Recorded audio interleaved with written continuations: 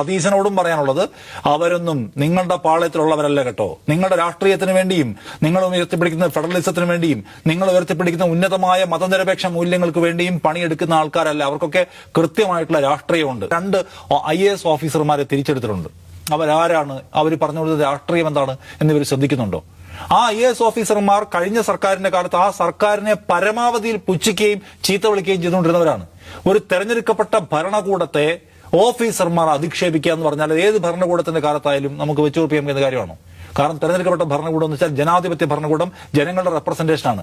ആ ഭരണകൂടത്തെയും അതിന്റെ നേതൃത്വത്തെയും ഓഫീസർമാർ, IASകാർ അല്ലാത്തവരൊക്കെ വന്നിട്ട് ആക്ഷേപിക്കുകയാണ്. വിവരമില്ലാത്തവർ എന്ന് വിളിക്കുകയാണ്, മോശക്കാരെന്ന് വിളിക്കുകയാണ്. എന്നിട്ട് പറയാണ് അടുത്ത സർക്കാർ വന്നാൽ ഞങ്ങളെ മണിക്കൂർ വെച്ച് തിരിച്ചെടുക്കുമെന്ന് വെല്ലുവിളിക്കുകയാണ്. അതെന്ത് ഉറപ്പിന്റെ പേരിലാണ്? പിന്നെ രണ്ടാമത്തെ കാര്യം, ഈ തിരിച്ചെടുക്കപ്പെട്ട ആളുകൾക്ക് ആരാണ്? അവരുടെ പൊളിറ്റിക്സ് എന്താണ്? അവർ ഈ സമൂഹത്തിൽ പ്രസരിപ്പിക്കുന്ന പൊളിറ്റിക്സ് എന്താണ്?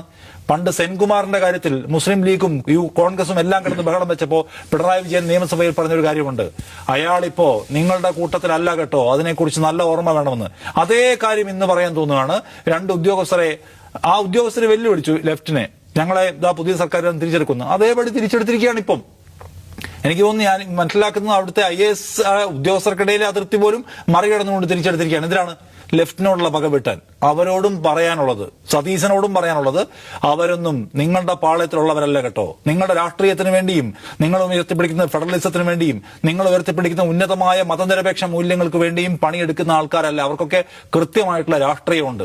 അപ്പൊ നിങ്ങൾക്ക് അതിൽ സൂക്ഷ്മതക്കുറവുണ്ട്, നിങ്ങൾക്ക് താല്പര്യക്കുറവുണ്ട്. എന്ത് സൂക്ഷ്മതക്കുറവ്? നിങ്ങൾക്ക് സംഘപരിവാറിന്റെ ഇൻഫിൽട്രേഷനെ, അതിന്റെ കടന്നുവരവിനെ തിരിച്ചറിയാനുള്ള പ്രശ്നം നിങ്ങൾക്ക് വണ്ടേ ഉണ്ട്. അതിന്റെ കൂട്ടത്തിൽ നിങ്ങൾക്ക് എന്തുണ്ട്?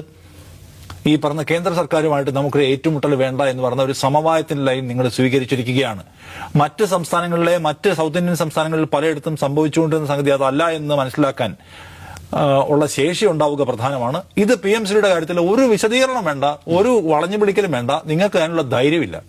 നരേന്ദ്രമോദിയോട് പോയിട്ട് ഞങ്ങൾ ഈ പരിപാടിക്ക് ഇല്ല എന്ന് പറയാനുള്ള ധൈര്യമില്ല. പറഞ്ഞാൽ മോദി അടുത്ത ഫണ്ട് തരാതിരിക്കും, മറ്റേ തരാതിരിക്കും, മോദി അതിന് വരാതിരിക്കും എന്നുള്ള ഭയപ്പാട് നിങ്ങളെ ഭരിക്കുകയാണ്. ഇതിന് രാഷ്ട്രീയമായ ഉറപ്പ് എന്ന് പറയും.